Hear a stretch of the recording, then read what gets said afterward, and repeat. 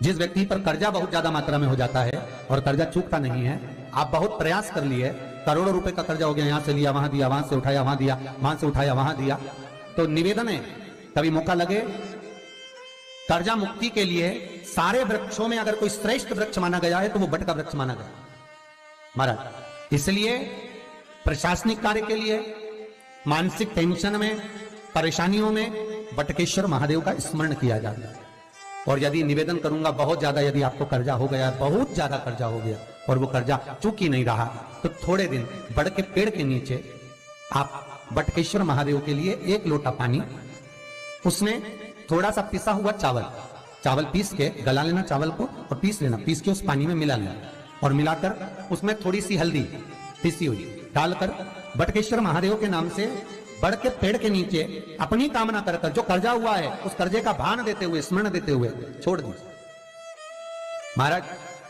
2 या 3 सोमवार एक ही जगह पर करना, 3 सोमवार बाद वहीं से बड़ के पेड़ की थोड़ी सी जड़ उठा लाना और उस जड़ को एक कोई धागे में बांधकर या तो अपनी गले में डाल लो या अपनी जेब में पटक लो, उसको थोड़े दिन पटक कर रखना, लगभग 2 से 3 महीना पटक कर रखो। वो जड़ जैसे बड़ का पेड़ विस्तार होता है, पानी गिरे ना गिरे, जल वृष्टि हो ना हो, गर्मी पड़े ना पड़े, उसको कोई फर्क नहीं पड़ता, बड़ का वृक्ष आप रूप फैलता जाता है, उसकी जड़ें अपने आप प्रबल होती है। उसी तरह ये बटकेश्वर महादेव कहीं से भी अगर जड़ आपके पास में रखी है 1 महीना, 2 महीना, 3 महीना तक, तो ये जड़ अपने आप लक्ष्मी को पकड़कर खींच कर लाती है और कर्जे से मुक्त कर दे। बटकेश्वर महादेव का स्मरण सुख का देना हो महाराज। ऐसा कोई कार्य नहीं जिसमें पशुपति व्रत लाख ना करो, बस दिल से अगर आपने पशुपति व्रत करा है, बाबा विश्वनाथ के 5 पशुपति व्रत होते हैं, किसी भी सोमवार से चालू कर सकते हैं। बस करना क्या है, सुबह पूजन की थाली लगाकर लेकर जाना है, शंकर भगवान के शिवलिंग की पूजन करना है, मंदिर में अभिषेक पूजन करो, वो थाली वापिस लेकर आ जाओ, घर में रख दो। उसी थाली में शाम के समय प्रदोष काल में सूर्य डूब रहा हो, उसके कुछ ही समय के बाद आप आनंद में 6 दिए घर से लेकर जाओ, थोड़ा सा मीठा बनाकर लेकर जाओ और 5 दिए शंकर जी के मंदिर में लगाओ। पूजन करने के बाद में मीठे के 3 हिस्से कर दो, 2 हिस्से बाबा के मंदिर में अलग अलग रखिए, एक ही प्लेट में 2 हिस्से नहीं रखना है, दोनों हिस्सों को अलग अलग कटोरी में, अलग अलग दोने में, अलग अलग प्लेट में बाबा को रख दो और एक हिस्सा, एक दिया लेकर आ जाइए। घर के दरवाजे में प्रवेश करते समय राइट भाग में एक दिया घी का लगा दीजिए जो लेकर आए मंदिर से, उसको जला के नहीं लाना है, वहीं पर जलाना। दरवाजे के पास आराम से बैठो, दिया जलाओ और प्रसाद लेकर अपनी कामना कर घर के अंदर सीधा पांव रखकर अंदर चले जाओ। सवेरे फरियाल करो, शाम को भोजन करो। जब भोजन करो उस समय पर जो मीठे का आपने भोग लगाया था भोलेनाथ जी को, जिसका एक हिस्सा लेकर आए हो, सबसे पहले भोजन में वो हिस्सा खा। प्रसाद का जो हिस्सा लेकर आए हो उसमें से किसी को वो हिस्से में से प्रसाद नहीं देना, चाहे घर में बच्चे हो चाहे बड़े हो। आपको ज्यादा प्रसाद ले जाना तो अलग से ले जाओ, पर उस हिस्से में से किसी को प्रसाद ना देना और वो प्रसाद पहले पाकर फिर आप भोजन प्रसादी ग्रहण करें। पर इसका नियम यह है कि प्रसाद जब आप लेकर आते हैं, आपको पहले भी कथा में कहा कि शंकर का प्रसाद रात भर नहीं रखा था। जितनी जल्दी आप प्रसाद का हिस्सा लेकर आए हैं, आधे घंटे के अंदर, पौन घंटे के अंदर आपको वो प्रसाद पाना है और भोजन करना ही है। ये नहीं कि सब आएंगे, इंतजार कर रहे हो, 10 बज गई, 11 बज गई, प्रसाद आपका इंतजार कर रहा है। जो प्रसाद है वो आपकी प्रतीक्षा कर रहा है, आपकी बाट जो रहा, आपका इंतजार कर रहा है। ये नहीं होना चाहिए। महाराज कितना सुंदर कहा है शास्त्रों में कि केवल एक देव अधिदेव महादेव एक ऐसे होते हैं जिनका प्रसाद रात भर नहीं रखा था। कहां से लिया है? प्रसाद लाकर ताजा रहता है जब तक आप खाते हैं, फिर वो फ्रिज में रख देते हैं। फ्रिज में रखा किसी ने खाया नहीं खाया, जितने समय तक फ्रिज में प्रसाद रखा रहता है वो इंतजार करता है कि कोई मुझे प्रसाद भक्षण करे। प्रसाद का मतलब होता है प्रभु का साक्षात दर्शन। प्रसाद का मतलब यही है, प्रसाद प्रभु का साक्षात दर्शन। वो रखा जब ज्यादा समय हो जाता है तो घर में वो कष्ट प्रदान करने लगता है। हमेशा याद रखो, प्रसाद जैसे ही आए उसका सही समय पर उसको पाओ। रखे हुए प्रसाद पड़ा हुआ है, फ्रिज में रखा हुआ है, बेटा खाएगा, बहू खाएगा, ये खाएगा, वो खाएगा, फिर धीरे धीरे वो बद्दुआ देना प्रारंभ कर देता है, जिससे घर में बड़ी बीमारी फैलने लगती है, बड़ा रोग आने लगता है। तो लोग सोचते हैं हमारे घर में ना तो हम कोई नशा करते हैं, ना हम कोई चीज खाते हैं, ना हम बाजार का खाते हैं, फिर रोग कहां से आता, फिर बीमारी कहां से आती? अर्थात वो बद्दुआ देता है। उसका प्रयोग करो, समय पर करो, समय पर पाओ।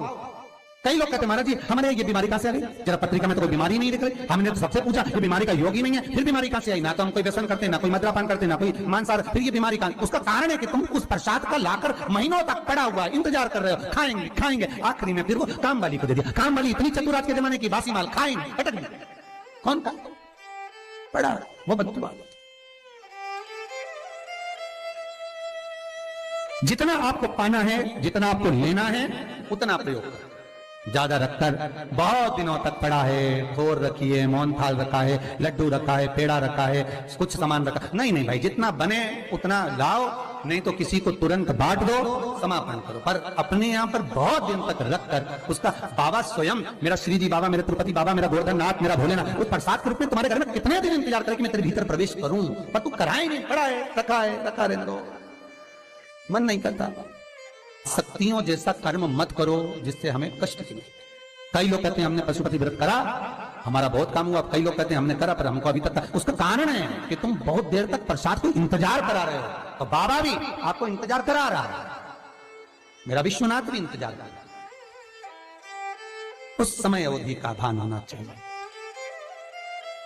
निगाह हटी, दुर्घटना घटी, बस ध्यान रखो। हम कहते हैं कि हम पूजन करते हैं, हम पाठ करते हैं, हम अर्चना करते हैं, हम अनुष्ठान करते हैं, हम भगवान की सेवा करते हैं, फिर दुख हमको ही क्यों आता है? उसका कारण केवल इतना सा कि दुख हम खुद बुलाते हैं, दूसरा नहीं। हम स्वतः पशुपति व्रत 5 व्रत करो। 5 व्रत पूर्ण होने पर कई माताएं कहती है कि बीच में हमारे व्रत छूट जाते हैं रजस्वला धर्म के समय पर, तो व्रत तो करना पड़ेगा पर पूजन नहीं होगी, और वो गिनती में भी नहीं आएगा। पर व्रत करना है पर गिनती में नहीं आएगा। मार पूजन भले मत करो, 7 दिन बाद आप जो व्रत करें वो अपने ऊपर है, पर गिनती में नहीं आएगा। व्रत करना पड़ेगा। गिनती में तब आएगा जब दरवाजे पर आप दिया लगाएंगे, जितने दिया आपने लगाए उसी गिनती में आएगा। और महाराज 5 व्रत जब पूर्ण हो जाए, 5वां व्रत रहे, तब एक नरियल श्रीफल, उस पर एक मोली नाड़ा लच्छा लपेट कर, उस पर 11 रुपए रखकर, कोई आपको किसी को ना भोजन कराना है ना भंडारा करना है, केवल मोली लच्छा लपेट कर 11 रुपए रखकर बाबा विश्वनाथ के सम्मुख में शंकर जी की वो जलाधारी जो गोल है माता जगत जननी का हस्तकमल, उसी पर रख देना है। विनती कर देना, बाबा मेरी ये कामना से मैंने ये व्रत किया। जो पशुपति व्रत स्कंद पुराण में, लिंग पुराण में, नर्मदा पुराण में, शिव महापुराण में, पद्म पुराण के अंदर वर्णन किया, वो व्रत मैंने किया। बाबा मेरे इस व्रत को स्वीकार करना, मेरी कामना पूर्ण करना। बाबा को झोली पसार कर प्रणाम करो और अपने घर को चल जाओ। बस यही 5 व्रत का विधान। पशुपति व्रत ऐसा कोई काम नहीं जो ना हो, बस दिल से अगर व्रत किया है तो बाबा मनोकामना पूर्ण तो करे ही है। मनोकामना आप हमारे घर के, चाहे घर की धर्मपत्नी हो, चाहे भांजे हो, कोई प्रॉब्लम होती है हम उनसे कह देते पशुपति व्रत कर हो जाए। बस पशुपति व्रत में आपका भाव शुद्ध होना चाहिए। निर्मल चित्त निर्मल मन सो मोहि पावा, मोहि छल छिद्र कपट ना भावा। निर्मलता के भाव में भगवान मिल सकता है। और फिर निवेदन करूंगा, 1 लोटा पानी चढ़ाओ ना चढ़ाओ, पर बाबा से दिल से आप मिलो तो एक बार, दिल से उससे कहो तो। शिव शंकर का पशुपति व्रत केवल संसारिक मनुष्य ही नहीं करता, ये पशुपति व्रत देवता भी करते। देवता शिव साधारण नहीं है महाराज, उसका स्मरण मात्र। मां पार्वती कोई बेसन का, आटे का उपटन नहीं लगाती थी। मां पार्वती गाय के गोबर को अपने तन पर लगाती थी। उस गोबर का उपटन जो निकाला गया, उससे एक पुतला तैयार करा जिसको गणेश जी कहा गया। इसलिए हमारे हिंदू धर्म में लोग कहते हैं गोबर गणेश। माता पार्वती ने अपने तन पर से जो उपटन निकाला था, वो गाय का जो गोबर मां पार्वती अपने तन पर लगाती थी, उस गोबर से जो उपटन बना, उस उपटन का गणेश निर्माण हुआ। वही गोबर गणेश कहलाता। शादी ब्याह में आज भी गोबर गणेश को पूजा जाता है। शंकर को आधा चावल का दाना नहीं चढ़ता, आपको मालूम होगा। शंकर को आधा चावल का दाना नहीं चढ़ता। शंकर को कूटा हुआ नारियल नहीं चढ़ता। शंकर को खंडित बेलपत्र नहीं चढ़ती। शंकर को टूटा हुआ फल नहीं चढ़ता। शंकर को अगर किसी ने एक केले के 2 टुकड़े कर चढ़ा दिए तो वो चढ़ेगा नहीं। शंकर को अगर एक सेब में से 2 टुकड़े कर चढ़ा दिए चढ़ेगा नहीं। शंकर को नारियल फोड़ कर चढ़ा दिया वो चढ़ेगा नहीं। शंकर को बेलपत्र खंडित चढ़ा दी चढ़ेगी नहीं। शंकर को टूटा हुआ चावल चढ़ाया चढ़ेगा नहीं। अर्थात शिव महापुराण की कथा कहती है कि शंकर को आधा चाहिए ही नहीं, शिव को पूर्ण समर्पण चाहिए, तब शंकर प्रसन्न होगा। शिव जब प्रसन्न होगा जब आपकी पूर्णता रहेगी। इसलिए चावल का दाना भी आखा, श्रीफल भी आखा, फल भी आखा, केला भी आखा। जो तुम दे रहे हो भगवान को भले मत दो, पर जो देना है वो आखा ही देना। पूर्ण समर्पण। अब आधा मन तो यहां लगा, आधा मन वहां लगा, तो भगवान कैसे मिलेगा?